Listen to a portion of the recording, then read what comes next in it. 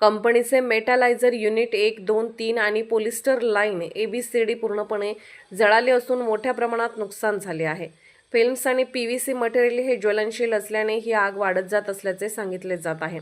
कालपासून नाशिक, ठाणे, छत्रपती संभाजीनगर या जिल्ह्यातून अग्निशमन दलाच्या 20 गाड्या तसेच NDRFची टीम घटनास्थळी दाखल झाली असून फोम आणि आगीच्या साहाय्याने आगीवर नियंत्रण मिळवण्याचे काम युद्धपातळीवर सुरू आहे।